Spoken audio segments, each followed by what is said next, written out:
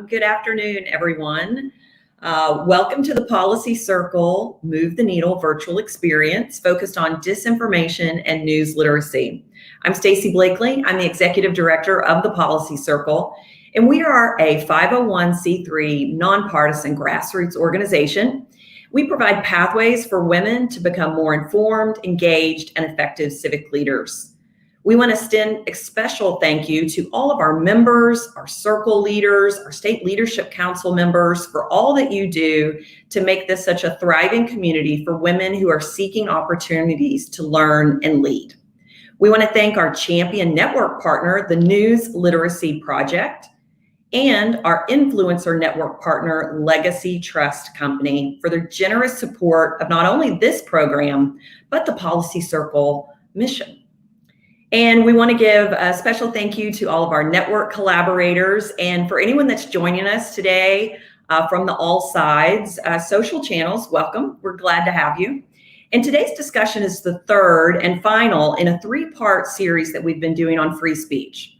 Our first program focused on big tech. Our second program focused on higher education. And then, of course, we have today's program focused on disinformation. If you missed any of these programs, I really encourage you to go on the Policy Circle's website or take a look at our YouTube channel. I think you'll find these are challenging conversations that provide some insight that you may not get elsewhere. Today, I'm really excited about this topic because I think we have some incredible speakers that are going to shed some light on something I think that's frustrating for all of us. But I want to take you back. Okay, think about when you were younger, depending on how old you are. Hopefully you can remember a time that maybe at 6 or 10 o'clock, everything kind of stopped and we all watched the news. And journalists that delivered the news were trusted and respected. I mean, the challenge, there weren't many choices, but whatever Walter Cronkite or Peter Jennings had to say, well, that was just a fact. Well, and then we moved into the 24-hour news cycle with cable news. And of course, we had more choices, but the line quickly became blurred between entertainment and news. And objective journalism, it's very difficult to find, especially with pundits, it seems like, on every channel. Now with the internet and social media, the options are overwhelming and reliability is almost always in question. A recent Edelman report found that trust in information sources is at an all-time low.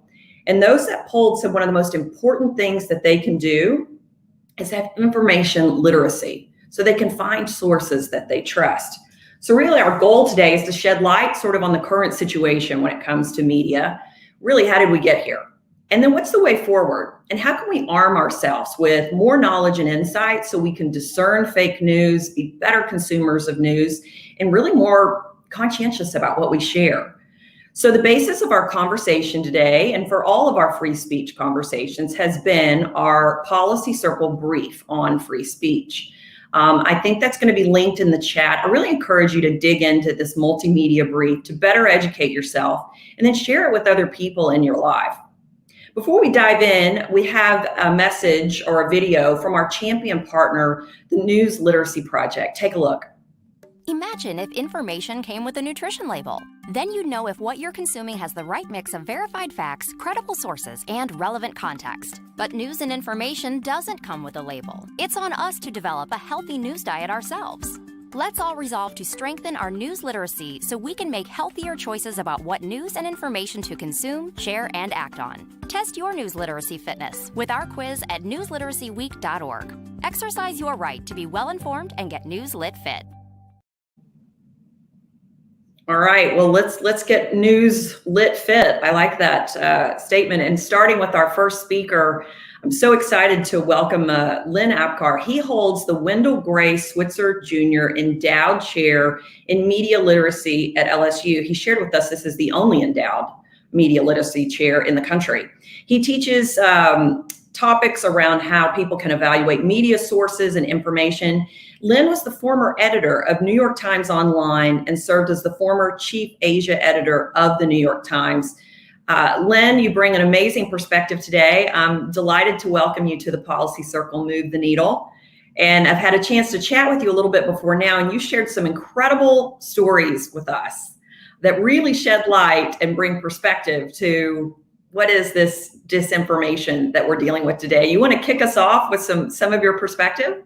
Okay, that's quite a buildup. I hope I live up to it. Thank you, Stacy. I want to talk a little bit about how we got here and show you an example of a fake news attack, if you will. This one was launched by a private Russian group. Private, we think, but we really think that they have something to do with the intelligence service and the military in Russia. But if we could go to back several years when the nation, the world was a little bit was on edge about ISIS, and here is something that happened in 2014 on September 11th, 2014. If we roll the first slide. This is two photographs. The one on the left is the Internet Research Agency in St. Petersburg, Russia. Things have gotten a little too hot for them since then, but they are no longer in this building.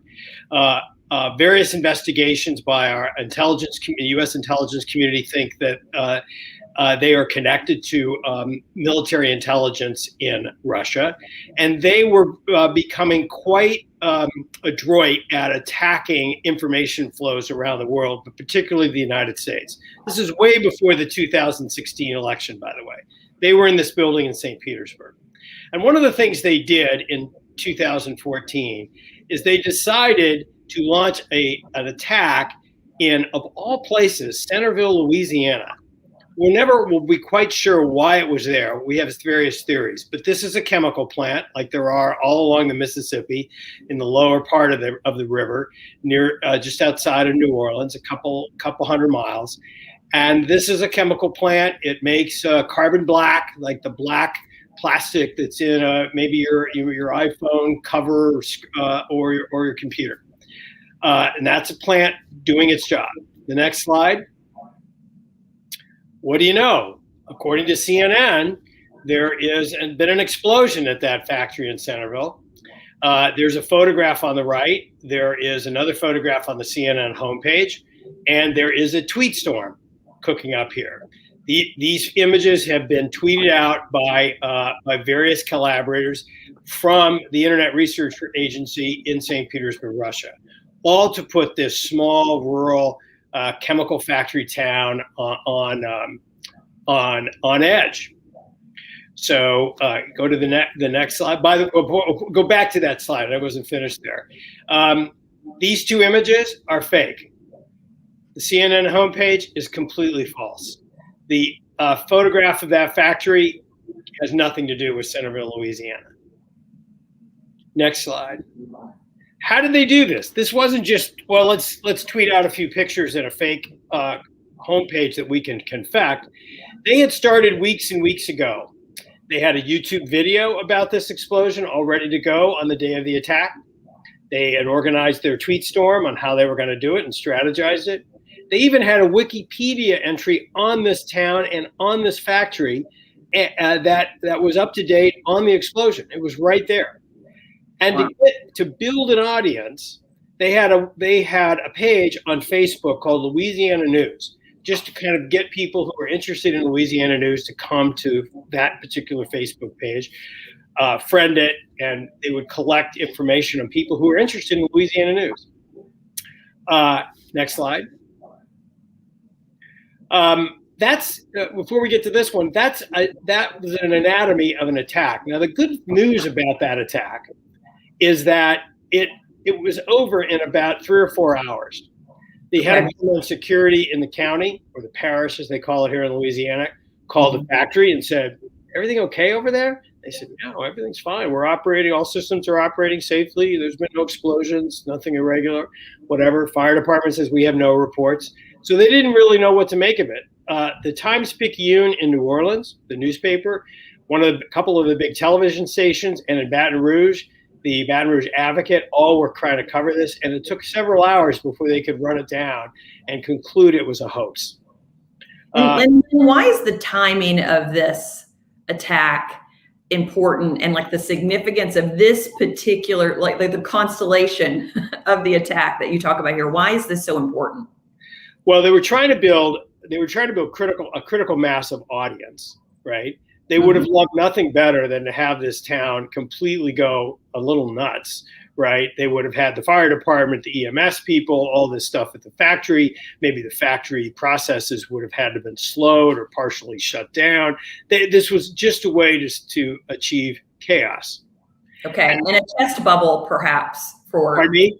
And maybe a test bubble for future chaos, right? Well, we believe this was a probe by the Internet Research Agency to go to a remote community away from mainstream media. We wouldn't do this in New York, for instance, or Chicago, or Dallas, or Los Angeles, but put this in a rural community where there's a dominant factory, and you have the ability to take a bunch of, small town folks and just turn them turn them loose in a tizzy.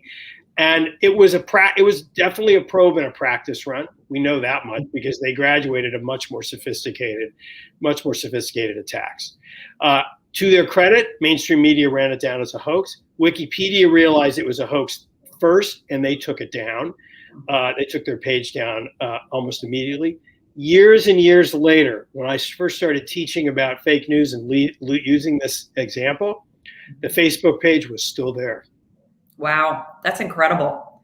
Well, and then you've got this, obviously, the foreign players that are in this situation. And then maybe let's take a look at the shift we've seen to a domestic source. I know you've got another story to share with us. Yeah, this is a fun story. It shows you how easy this is to do.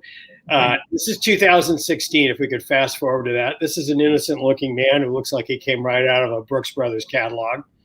His name is Cameron Harris. He was on the front page of the New York Times several years ago, if this looks familiar, because he cooked up a fake news attack of his own just to see if filter bubbles and confirmation bias could send a story into orbit on the internet. All right, you have a video on this, right? We have a video to show. Okay. Why don't you show that, and I'll pipe down, and you can listen to me question him, and you get the whole idea of what he did. Yeah, let's. Cam, take us through the facts of your story. Well, what did you write? What happened? How did it get debunked? It was about October of last year. It's whenever you could tell the Trump campaign was kind of, they were grasping at straws.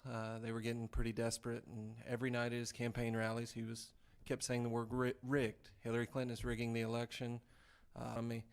And in my role as a professional political consultant, I look at polling all the time. And there was one specific polling number I kept watching in Ohio. It was the percentage of Republicans that thought the only way Hillary could win is if she cheated, and the percentage of overall voters. And from, I believe, September 1st until October 1st, the number of Republicans who believed that went from about 30% to 70% in Ohio, and overall voters went from 15% to around 35%. So that's moving a lot of people in a month. Most campaigns can't do that with $100 million budgets. Something was happening. So that was the underlying trend of the Trump campaign. People were predisposed to believe it. And so I sat down and wrote a story about an electrical worker in Ohio that was doing a random check on a building, came across about 12 ballot boxes filled with pre-marked Hillary Clinton ballots that were supposedly going to be delivered to polling places on Election Day. Grabbed a picture, photoshopped ballot boxes on the picture. Where did you get the picture, Cam? Google Images. The Google Images, and just did ballot boxes. Ballot right? boxes. And you got a picture from a Manchester, England newspaper. Yeah. Right. That happened They to look have like black ballot plastic boxes that said ballot boxes on it. And a guy standing next to a pallet full of boxes. Right. In a warehouse. Right. Or still look like a warehouse. Yeah. Everything, and then wrote a story to fit it, down to the most minute details of how old the electrical worker was, what street the warehouse was on, things like that, things that added. Was it a real street? What town was this in? It was in Columbus, I believe. Yeah, that's what I thought it was. Was it a real street in Columbus? I don't remember. That's actually a feature of a lot of fake stories. It's the level of detail. There was a fake story maybe a year ago saying that Kim Jong-un killed his uncle and fed him to dogs. And one of the telltale signs was it was like he was fed to 47 starving dogs who had not eaten for 17 days, and he was cut into these many pieces. Detail is always a feature. But there was also one other thing that the algorithms loved in the peer groups, in the way the headline was phrased, and how did you capture, It was a couple all, other all developing. Come back breaking, here. yeah. We'll keep you abreast of the story. It made it seem like it was something that was just breaking across the newswire. We were the first site to have it. And it's one of those things, somebody mentioned it earlier, that people see it and they say, oh, this can't be true, but I wouldn't doubt it if it was. So they click on it and then they share it. And the Secretary of State of Ohio picked it up the next day. The State Board of Elections for Columbus and the county and the Secretary of State, they all debunked it immediately. It was easy to debunk. All they had to do. Oh, they did. No, That's where it fell apart. I thought they started. That's the thing. They debunked it within 24, 48 hours, but at that point, it's a snowball rolling down a hill. And by that point, how many millions of people had seen it? In total, in the span of 72 hours, 5 to 6 million. 5 to 6 million people. And it had, in terms of Twitter. All right, Len, that gives us a great sense of what's going on there. He says one other thing, right? Okay. He said this is so easy to do. He made over $20,000 in Google Ads by doing this. So he monetized his disinformation. Totally monetized it, and he'd be happy to tell you that he paid off all or most of his student loans. He had just graduated about a year or two before from college. And he said, this was the reason why he came to talk to us was because not to tell you how he did it. That's fine. It was already all over the newspapers. But this is a big problem because it's that easy.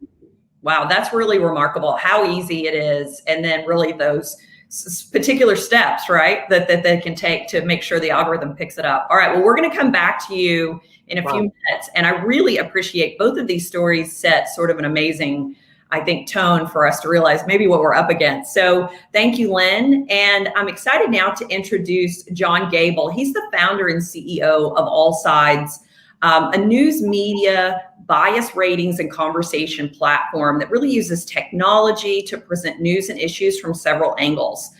He really has a unique perspective.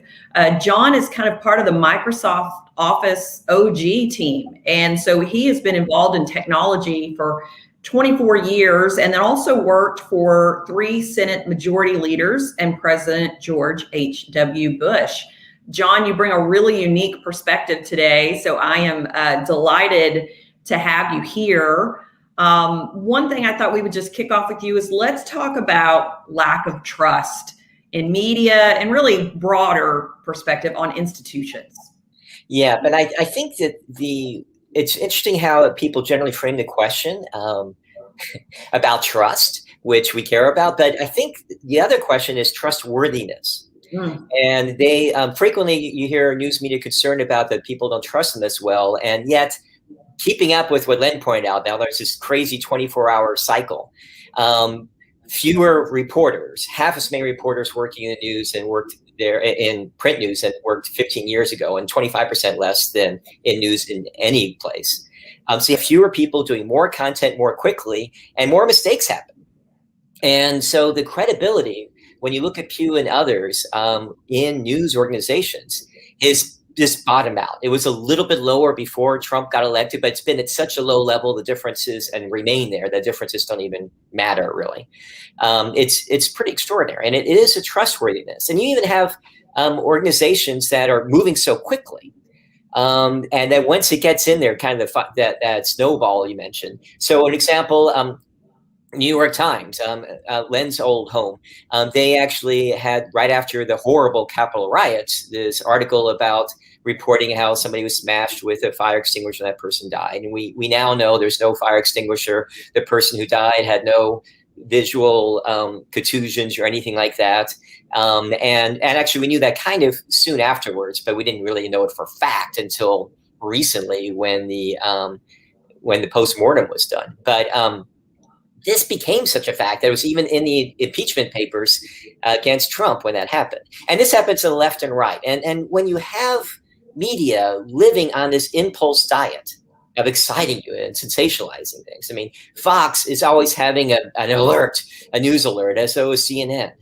That it's kind of like the little boy who cried wolf, if you remember that old story. Sure. And if everything is a sensational, horrible thing, and if everything is so fast that a incorrect thing becomes knowledge, and then even later or months later or weeks later, it comes out, or even a day later, it comes out it's not true, it's already had its impact. It's understandable why people are they don't know what's going on. They're having trouble trusting organizations as well as institutions who like, the World Health Organization, saying earlier that the lab in China didn't have, or they said it's very, very unlikely that had any impact. And now there's all evidence that maybe it did, but it was like it was taken as a conclusion before there was even data. This is all feeding conspiracy theories and all that, but it's basically, what do we know now? What can we believe? There's so much information online, and we're so caught up in these bubbles that only show one piece of the puzzle that it's difficult for people to really get a sense of reality. Well, and I think that desire, right? We all have this desire, like, just give me the facts. I want to know if this is true. And I mean, that's hardwired into us. And it's also part of our cultures, right? We want the truth. But I think it's interesting what you say, the number of journalists actually out there gathering and checking the veracity of their sources, those numbers are declining. But fact checkers, right, this new role in our world really is rising. We have a stat here that shows over the last 5 years, there were 44 fact checking organizations back in 2014. There are 195 and counting. There's probably even more than that now. Tell us a little bit about sort of the rise of the fact checkers, and does it even mean anything anymore? It is interesting. The fact checking is an important, valuable thing to do, but it's become, we look at all sides of fact checking from lots of different organizations, as well as articles that are fact checking articles that aren't from official fact checkers, but from different news organizations. And frequently they say different things about the same fact, or what you see more often than that is that depending on your own bias, you tend to check the facts that say, hey, there isn't that much voter fraud. There are all these facts about voter fraud it's not very much happens. It happens very rarely. It doesn't impact the overall nation. But then they don't check all the facts around how often does somebody not be able to vote when they want to vote. And it turns out that there's very low data on that. There's really no instances that we have of that impacting an election. Yet both parties make a lot of noise about scaring their group about, oh my gosh, these people are trying to prevent you from voting, or these people are trying to create a lot of fraud. And the truth is a little harassment, a lot of manipulation, gerrymandering. I worked against gerrymandering back in the 80s. There's a lot of stuff going on, so we can't just dismiss it all. We need to pay attention to it. But if you just, facts themselves aren't necessarily biased, which facts you point to and which facts you ignore, that's incredibly biased and incredibly useful to people accidentally or intentionally trying to support an agenda by only including the facts that support their point of view and not even knowing or consciously omitting the facts that argue for the other side. Right. That exclusion is a powerful tool, indeed.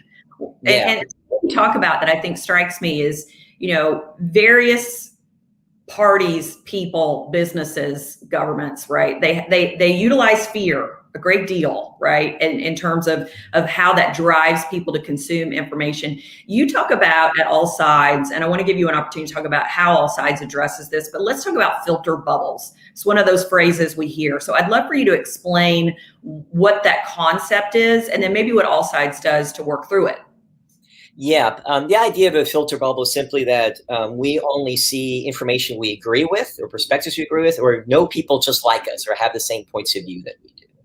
And there have been a lot of scientific studies over years on that phenomenon. And one thing we know is that when that's true, what happens to each of us is we become much more extreme in our points of view and much less tolerant of any other idea or a person who has different ideas than I do.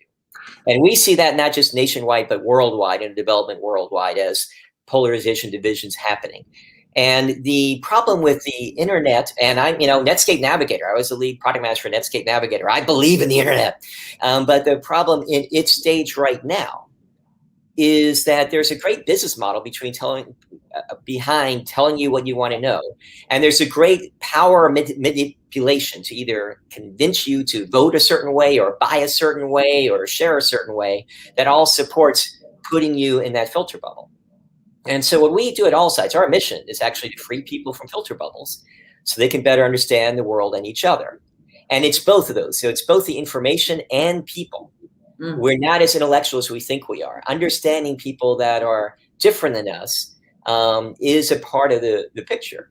And so what we do is we actually have part of the flow of information, not just information in people like you, but also information in people different than you are, both in the information you see and in the people we actually help you meet. There's a big event that we're doing with USA Today and Yahoo News and middle of June 12th, called America Talks, where we're actually having 1,000 people, actually thousands of people, they're still signing up, to actually meet with each other one-on-one in video across differences.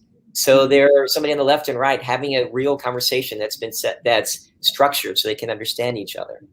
Because once we begin to realize that we have a common humanity and common understanding, then we can actually listen to each other and actually hear, and actually our own ideas of how best to deal with education or immigration or what have you. We can actually improve our own plans and how to do that by understanding the broader spectrum. And our goal is to really enable that for anybody who's interested. And you only need, as Biden said, enough of us to make a difference. Politically, what he's doing, people debate about, but you only need a small percentage, 3.5%, according to experts, to really make a move, to get engaged in something new, to change policy, to change the culture. That's when movements happen, when you get 3.5%. So we only need to enable and engage between 5 and 6 and 8 million people in America, depending on how you count who you should engage, in order to really shift policy, shift culture, so that we can have a healthier democracy. That's a really hopeful number. I mean, the policy circle, as you know, we're very much focused on getting people to have constructive conversations based on facts with an open mind, but really with an eye towards solutions, right? And that's exactly what you're talking about. So that 3.5% number actually gives me quite a bit of hope. John, I appreciate you sharing that. And we're going to come back and talk to you a little bit more about some practical guidance I think that you're going to be able to give us. But I think now we're going to shift kind of our focus a little bit and welcome to our Move the Needle, Jenna Lee. Jenna Lee is an American journalist.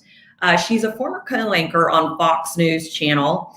She co-anchored the first ever broadcast for the Fox Business Network, where she covered the historic financial crisis.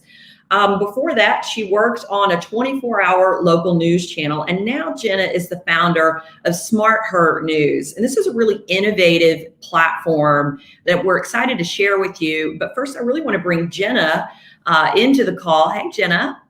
Hi, Stacey. Thanks for having me. We're delighted to have you. I think you bring an interesting perspective to this whole conversation based on your experience with Fox News and your background. Why don't you kind of share your take really on the current state of media and maybe a little bit focused kind of on how we're delivering the news? Absolutely. Well, there's so much to unpack there. In my career, I was able to get a really amazing opportunity to speak to a lot of people at one time as a national news anchor. And my job in that role was to cover anything that was happening during the day. It was a breaking news show. I did a lot of live interviews. And at that point in Fox News, there were still parts of the day that were really dedicated towards just straight news. Even in that role, the number one question that people would ask me about my job is, where do you go to get the news? And I thought that was such an interesting question because I was a news anchor, and yet they were curious. Well, where do you actually go to get the actual news? Where do you go to get that? I want to know the source. Right. They want to know exactly where the source is. Where's the best source of information? And I really started to think about that. Why did they even have that question? And the eventual answer that I arrived at, it was certainly not at the time when I was in the middle of my career in that moment as a national news anchor, was that people really, they want to like the news. They want to enjoy the news, but there's not just an issue about trustworthiness. There's a sense of betrayal that the public feels from journalists, that they can't actually trust them with some of the most important information in their lives. I mean, if you think about even the last year, doctors have a license to practice, lawyers, journalists don't have a license to practice. I'm not advocating for one. All we have is our integrity. And there's been a shift in the news, and we can get into that. I mean, there's a lot of different avenues to explore there, where the emphasis is not on the customer. It's not on the audience. It's not on the individual. It's not dedication to them. It's something else. You know, is it celebrity? Is it having a loudspeaker? Is it pushing one's own personal agenda? Could be any number one of those things. But I arrived at a certain point in my career where I thought, wait a minute, the reason why I became a journalist is because I actually believe in freedom of the press, and I actually love customer service. Mm-hmm. I don't want to operate like some fancy restaurant in New York City talking about flyover country.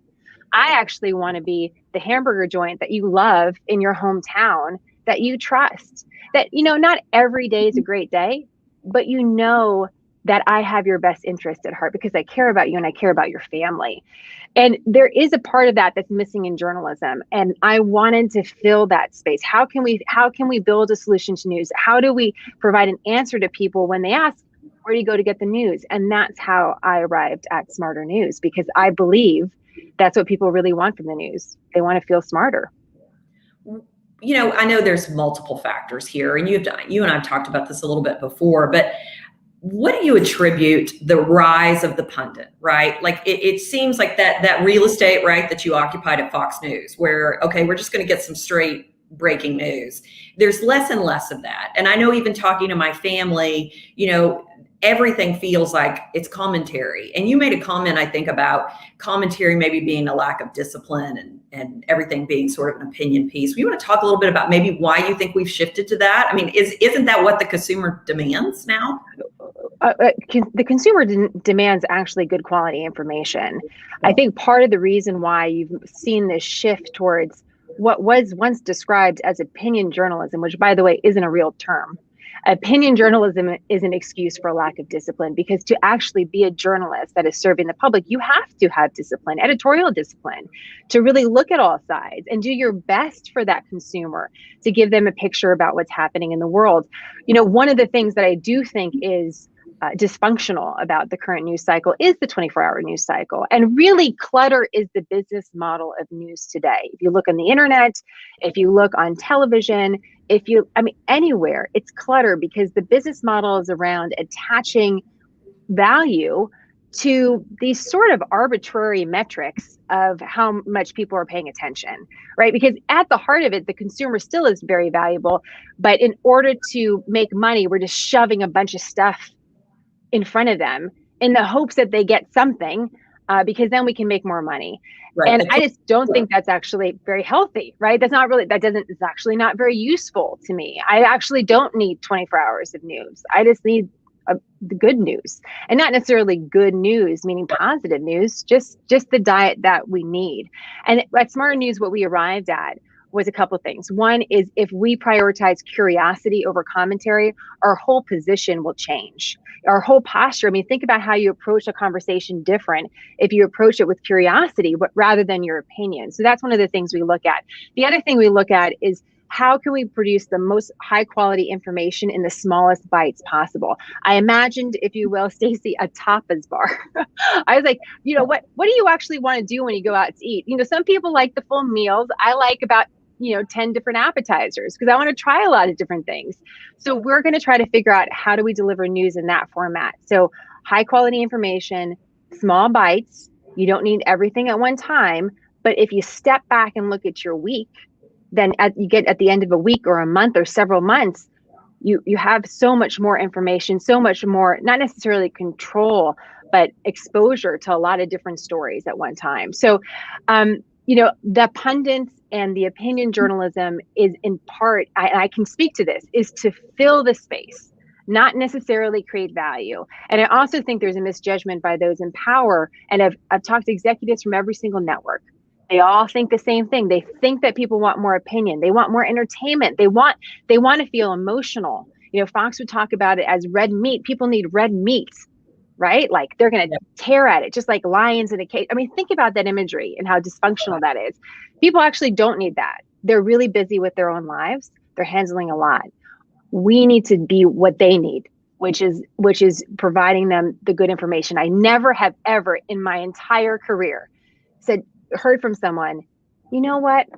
I really wish we had more opinion. That's what we really need more of that. I wish we had more debate. No one's ever said that to me. No.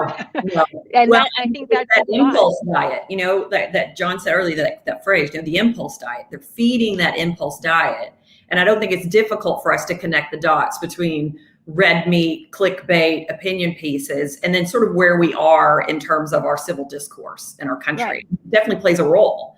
I mean, I'd be interested to hear something you said really struck me. You want to be the burger joint, right? You want to be the local, I get you. I understand your family. Well, local news played a really vital role for a long time, I think, for our country.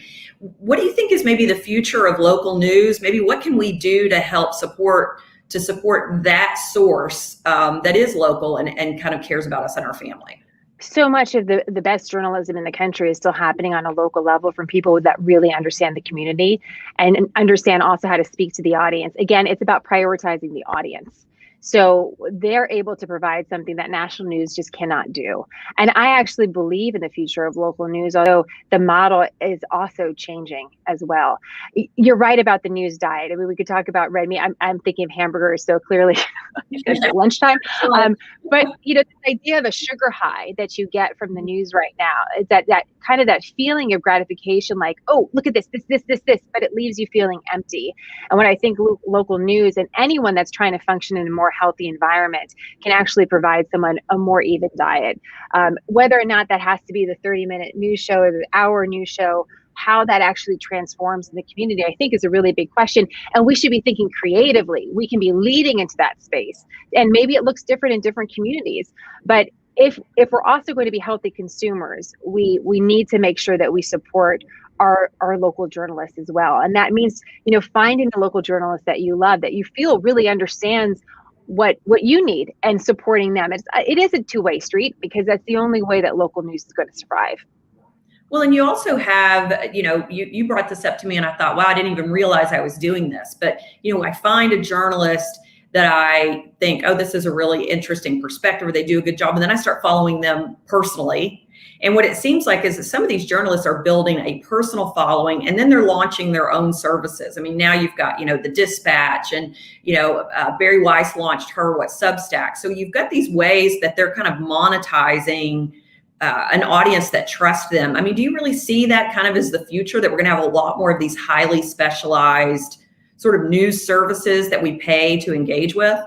Absolutely. It's mass disruption in the media environment. I think this is the best thing that could happen to the consumer. I really believe everything's going to blow up, to be honest with you. Broadcast news as we know it is over. In a lot of ways, it's the Titanic. People are dressed still fancy in their clothes, walking around the deck thinking they're the popular people. Little do they know how fast that ship is going to sink, if you pardon the imagery. But that's really where we're at right now, because ultimately the power is in the consumer. And what you're seeing with these very targeted services, and SmartHER News is trying to do that as well. We're trying to be a targeted service for a certain type of consumer. It's reprioritizing in the consumer and putting the consumer back in the driver's seat. And it's less about just sitting in front of a television and just being given something. It's more about being proactive about what you're looking for. And that's why also it's great to hear from John and from Len as well, because it is easy to get in your own lane and not necessarily move off of that. But it's also up to the consumer to make that choice. And I don't like to get into telling a consumer what editorially they need. I think it's about providing them a lot of different options, because I remember this really quick, Stacey. I was sitting in a meeting with a big media executive, and they were saying, I said, well, what's really working for you for your projects? And they said, oh, like a lot of, really like dark stuff, like vampires, I was like, really? Vampires are working for you during this news? Oh, I had no idea that they were so successful. And I said, well, have you ever done anything on like light stuff, like faith or comedy? And they were like, no, not really, because this other stuff's working, And I sort of feel like it's like moth to the flame, right? If you're going to keep giving people divisive, dark content, and they're going to pick amongst that. But I actually think if you give them a lot of different options, they're going to make some interesting choices. And fundamentally, I trust the individual to make a good, healthy choice that is going to help freedom of the press continue to blossom, which is going to be very, very important for our country.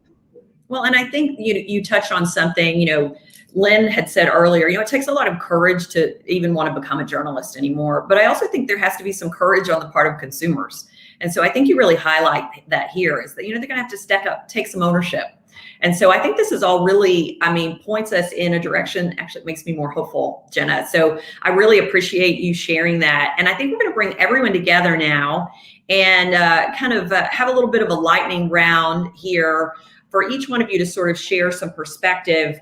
And I want to sort of play off what we just talked about. Lynn, are you hopeful about the future of journalism? You see these students, you are right there on the front line of our future journalists. Are you hopeful? And you've got 2 minutes. So wow, tell me what you think. I am hopeful, but it's a long way to nirvana. I do think the local model is going to kind of fracture, that we have lost so many local news sources. The advertising model and the other business models are totally being remade. So that's all in play. And we don't have time really to go through all that. I have several ideas about where that's going to go, but I think ultimately it's going to become much more specialized. I do think that there is a world and a career for my students. I see this every day, whether it's on cable or whether it's on websites or whether it's in local news, and that's happening, and that's a good thing. And so their parents don't agree and their friends don't agree, but I think it's there. And I have to go back to the base, which is the founding of the country, which is essentially what Madison said. Knowledge is power, and that's not going to go away.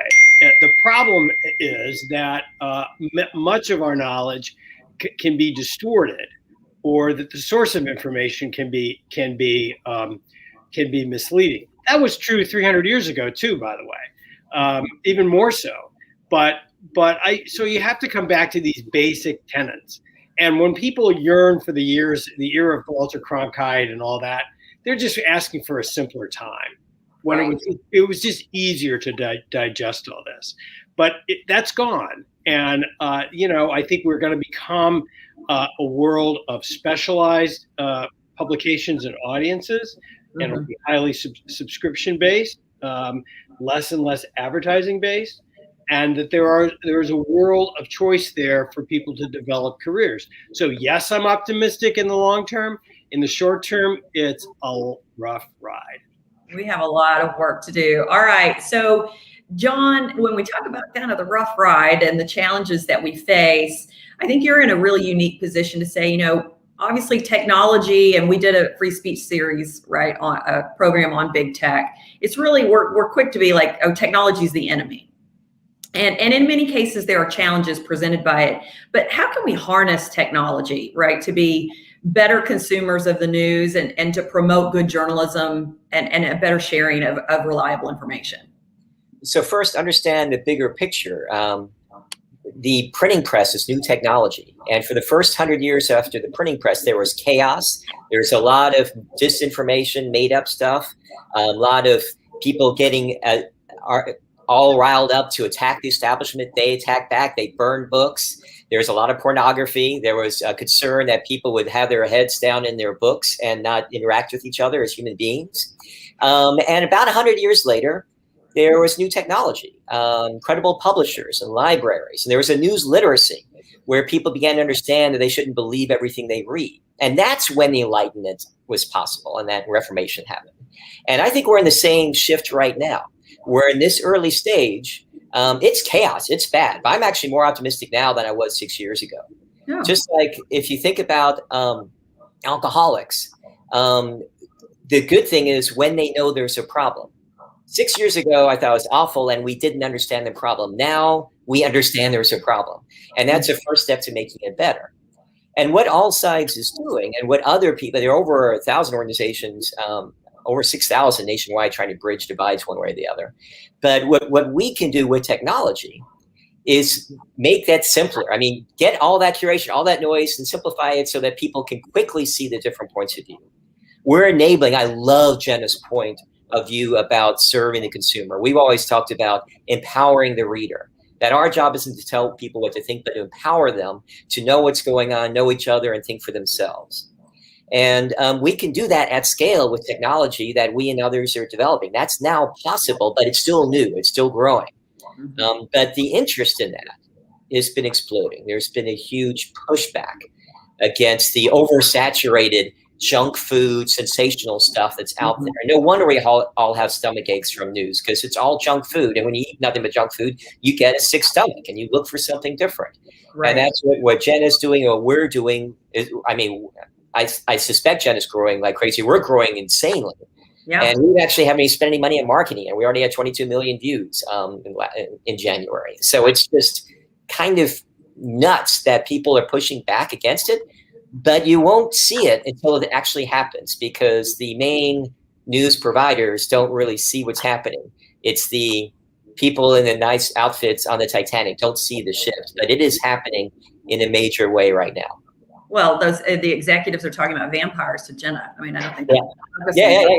Yeah, and this should be in the entertainment business and not in the news business. And unfortunately, they don't know the difference sometimes right now. I know. I mean, well, and the thing that Len, you've talked about, and then John, and then I want to take this, is we do hunger simplification, like something that is a little bit clearer and easier, and the overload makes that difficult, right? If you're going to doom scroll on your junk food news before bed, bad call. I do it occasionally. And that's where our technology right now has failed us. So far, the technology is trying to deal with overwhelming noise by basically clickbait, happy mob mentality. So you go to Google, you do a search, you get the same point of view in 20 different ways on the front page. If you do a search on AllSides, you give you 3 different points of view as the first 3 things on the same thing. And what's interesting is just reading those headlines, which is almost as tight and quick as the bites that Jen is doing. You can very quickly get understanding the issue. So we can use technology to solve that problem. It's just the current stage of technology isn't doing that very well. Right. That changes, and we're going to make it change. And we find people very eager to see that change, to make it a little easier to get through that noise. Absolutely. Well, and Jenna, just one, maybe if you can give us a tip, being in the space that you're in. How do you recommend we deal with overload? I mean, information overload. Is there a quick answer to that? And something useful? Unfortunately, I don't think there's a quick answer to it, because you're looking at someone that loves information. So I am constantly overloaded with information and engaging that on all levels. So it's hard for me to, what I have done though, and I think is an interesting kind of rule of thumb that's so simple, but it continues to work for us at SmartHER News, is I thought to myself, as some, if you're dealing, again, if you have compassion for your consumer, which is what is actually missing from the news and from a lot of conversation. But if you have compassion for that person, you're really going to help them. Giving them 2 things is too little, giving them 4 things is too much. There's something about the Holy Trinity, and we're just going to go with 3. And that's my general rule of thumb for a lot of things. And believe it or not, even the most complicated topics can often be deduced into 3 major points. And then whatever you get on top of it is extra. And so I think also we have to adjust our expectations as consumers, because since we're given such a large buffet to choose from, we want to sample everything, but we don't really need to do that. We don't actually need to do that every day. And so it's again, adjusting your expectation of what you personally have to do to feel full. If we continue that analogy and kind of think through, okay, like maybe I'm going to be able to explore one thing today and another thing tomorrow. But if I do that well, then over the course of a week, look at how much I've done. Yeah. And so it's a shift though, because it's not what we're seeing in front of us. No, and it's forcing us to exercise some discipline as consumers. So, I mean, I think that's interesting. I want to go to some questions, guys, because we have got a lot of great comments as you're seeing. But let's start with this first. I think this is a very interesting question. Do you think added disclaimers and/or transparency measures on social media would make news more trusted? Len, what do you think of that question? Well, there is a a formula now that this is showing up on Twitter and some other places where there are badges and other alerts to suggest that this is wrong or disinformation, right? And I think that helps. I think it helps a lot. I think that transparency is a good thing. I also think that there are other products. Early on, we talked about, there's nobody really vetting news. There are some groups. There is one group that is a subscription model that you can buy to put on your browser. It's called NewsGuard. It's not an algorithm. It's people, and you can pay for it on a monthly basis. And people go through various criteria. It's all transparent, and they judge the sources of information for you. And if you want that, you can buy it. Not many people know about it, but it's been out there for a few years now. It's done by journalists, and I find it actually quite useful. I promote it on campuses. A lot of college campuses can use it for free because they have various marketing alliances with other software that campuses use. NewsGuard, great source. Try it. You don't have to use it forever, but it gives you some places to go.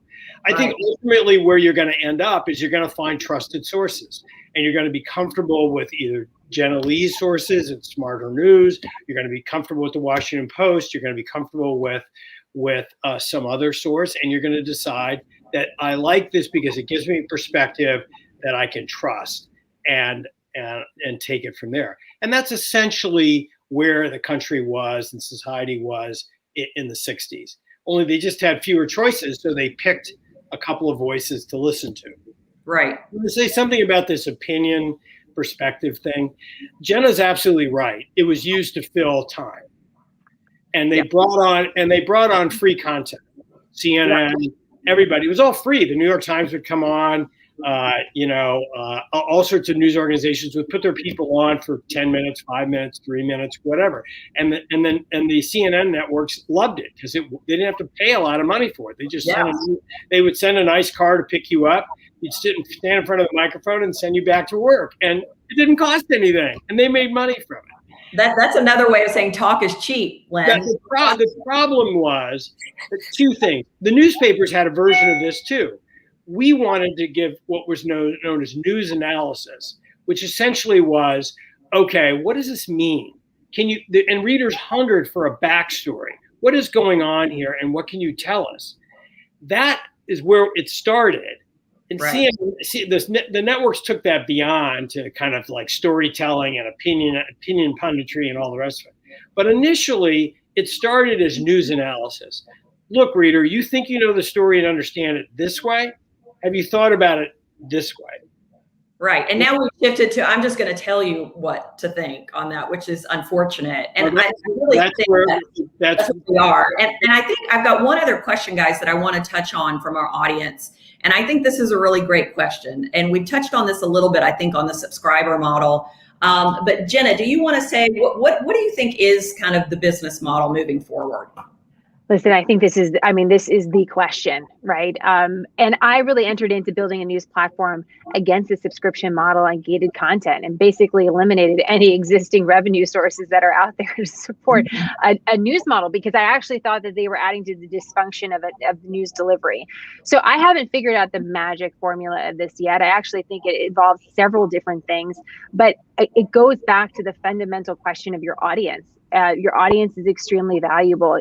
None of these networks can do anything if they don't have the followers, the audience out there.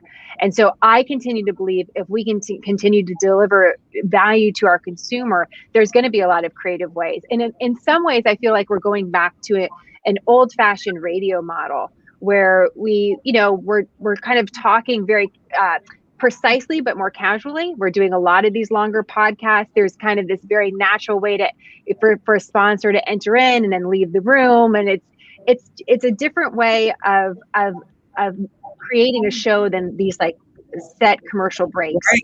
Yeah, or that sort of model. But I have it, even with SmartHER News, we're still seeking what is that correct pacing.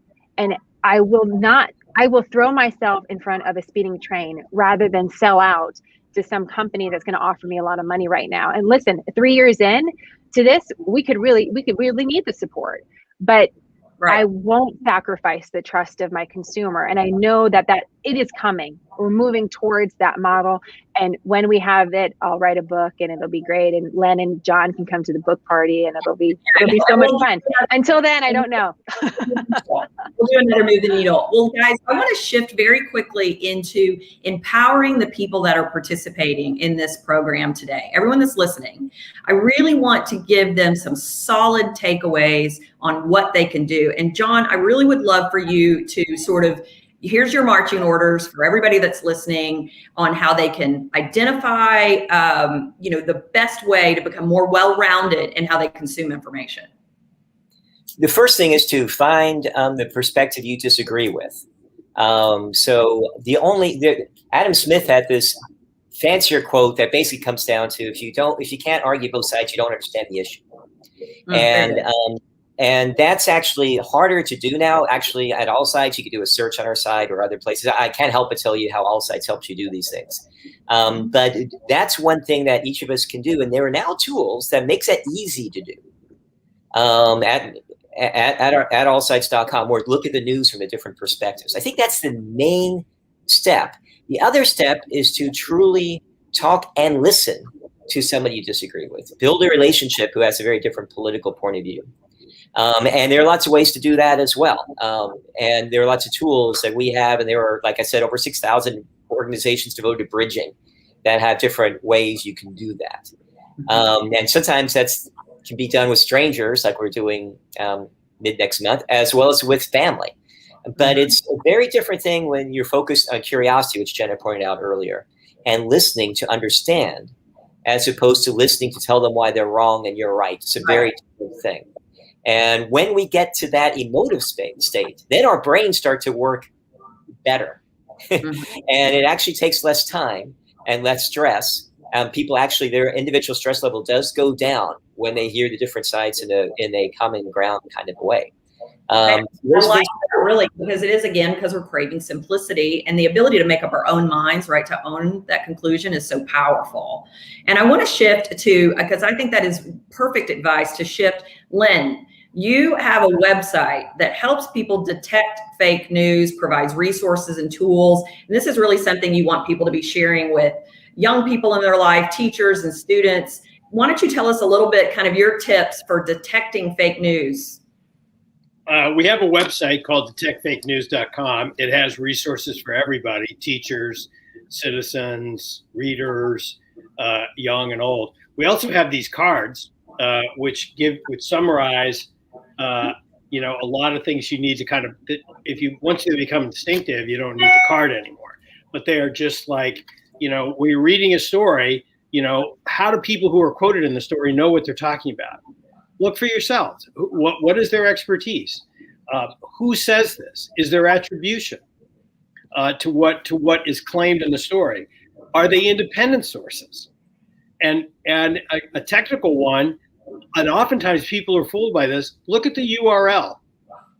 Look at the URL. Oftentimes a URL can be an easy tip off in the browser that what you're getting is not CNN.com. That's right. Or the NewYorkTimes.com. It's some aberration of that, and it's fake.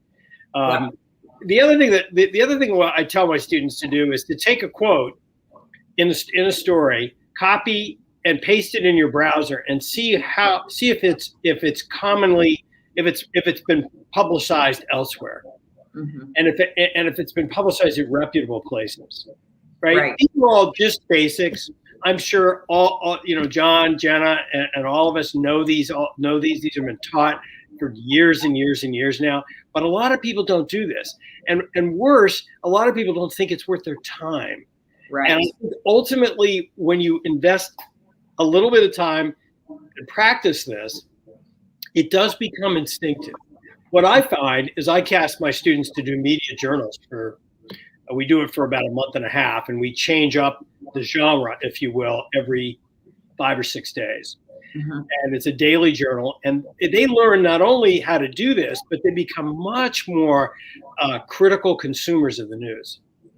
Well, and I think that if anything, it gets them past the notice Yes. A telephone notification, for Pete's sake. That's all they need. Is I consider, touchdown, victory, whatever. At least consuming some of those different sources and paying attention. And, we're out of time. I think we could talk about this at length. And what we're going to do is send out a follow-up email to everyone that's participating today with a wide variety of resources that Lynn and John and Jenna have mentioned, not to mention the news literacy project that we kicked off with their video. They have some extremely valuable tools that you're going to want to check into as well, and a podcast. I think that she told us It's a Fact, which sounds like a really great podcast to tune into. So we're going to be sending out more information on that. But right now, I just want to thank really the three of you. I'm coming away and I'm encouraged to be more curious. I think we all want to be more courageous and compassionate. And this is a fantastic place to start. So thank you all so much. And we'll be in touch with all of you again. Thank you. Okay. And to wrap up our call today, thanks, Lynn. I just want to thank our sponsors again for today's call, or for our program, the News Literacy Project, Legacy Family Trust. And, if you found today's call or any of our Move the Needle programs compelling, I really want to encourage you to support the Policy Circle. We are a nonprofit, and your investment goes towards these types of programs, but it also gives you access to a wide variety of tools and resources, and you become part of our broader community of women who are seeking opportunities to learn and to lead. I think Maddie's going to pop up a preview. We've got a lot of great programming coming up. I hope that you will take the time to go on our website and register for these programs. We really have an exciting program planned in June on mental health that I really hope that you guys will all register for as well.